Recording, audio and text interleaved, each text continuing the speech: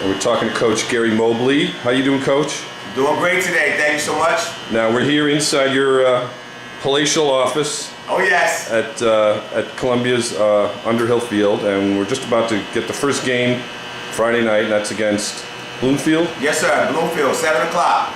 Now you were assistant coach last year. Yes, I was. And now Coach John Power left for Morristown. Yes. And you are now head coach, but you said you were head coach in Rahway for many years? Yeah, I was the head coach in Rahway for the past 11 years. Started over there in 2004, and my last season there was, I think it was 14. And you still work in Rahway? Yes, I do. I'm phys ed and health teacher at the Rahway High School. Excellent. Now, so we have a new season coming. What do you think this team looks like compared to last year, which took them to the first round of the playoffs last year? Well, we're definitely we're just as athletic. I don't think we're as big or as experienced, but we're just as hungry. So we're very excited about the prospects and trying to take the next step of gaining back-to-back playoff berths and trying to get start a culture of winning and a tradition of playoff football here in Columbia. Now you had who's your quarterback last year? Is he gone? Quarterback last year was Brandon Robinson. He was very good, if I recall. Yes, he was very good. Look forward to him having a pretty decent year. So he comes back as a senior? He's a junior. So he was a sophomore last year? Yeah, he was a sophomore last year. Great. Right. So looking forward to him. And the return of Keanu Jones at tailback. We also have a dynamic athlete by the name of Niall Garcia, who's a returning starter. And we have a couple other returning starters. Cordell Provolone at middle linebacker, Heath Stevens at linebacker and tight end as well. And we have some good young linemen that are chomping to get their first varsity experience. So you have a pretty good returning nucleus from last year? Yeah, we feel like we have a good core of returning guys, definitely strong in the skill area, with puppies up front, but like I said, we're hungry puppies and they look like they're going to be able to do a good job for us. What do you think is the strength going to be? Running game, passing game? Or you kind of like to mix it up? Well, I like to be 50-50, and we'll let the chips fall where they may. I don't want to go in saying that we're going to be one thing or the other. We're going to really find out, once the bullets start flying for real and we're playing real games, who we are and what we're going to evolve into. But right now, we feel as though we're a run-first team, is all, of course, but we like to be opportunistic in the pass game. Now you have we see the schedule on the wall. You have a pretty little bit of a different schedule from last year. How much has that changed? How much has the conference and the lineups changed, if at all, compared to last year? Well, the whole schedule has changed pretty much. We're only playing 2 teams that we played last year, and that would be actually 3. Excuse me. It would be Livingston, Seton Hall Prep, and West Orange. Everybody else is pretty new on the schedule with this new realignment of the North Jersey Super Football Conference.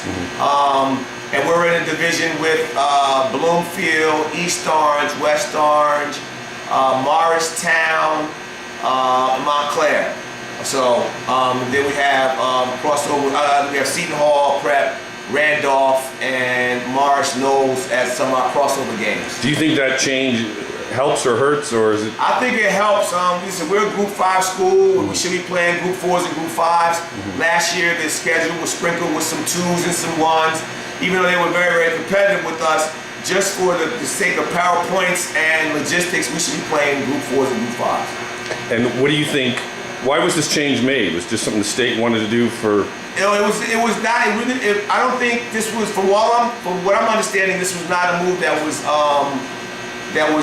originated by the state. It was really the guys of the Morris, Essex, and Bergen counties getting together and looking at the deficiencies in their scheduling and how they can help each other out, and keep guys playing, the same level team that they should be playing. I.e. 5s playing 5s, 4s playing 4s, and so on. And you think it balances out pretty well for us? Absolutely. We have now a pretty decent schedule of all Group 4 and Group 5 schools, and we don't have any of the lower ones that we had, and we're mostly Essex County, so it really works out for us. Now you do play Seton Hall Prep, which is a parochial school. I thought they were going to divide up, keep the parochials and the publics apart. they were, but Because obviously the parochials can draw from anywhere. And Absolutely. You can only draw from our area. and we decided for whatever reason to keep Seton Hall on our schedule. That was something that occurred between the powers that be before I took over. But we'll accept the challenge, and you need somebody on your schedule that is a perennial power, so you can always see where you're at and you can challenge yourself as a team. Because I always believe in an old saying that if you want to be somebody, you got to beat somebody, and that's what we want to try to do around here.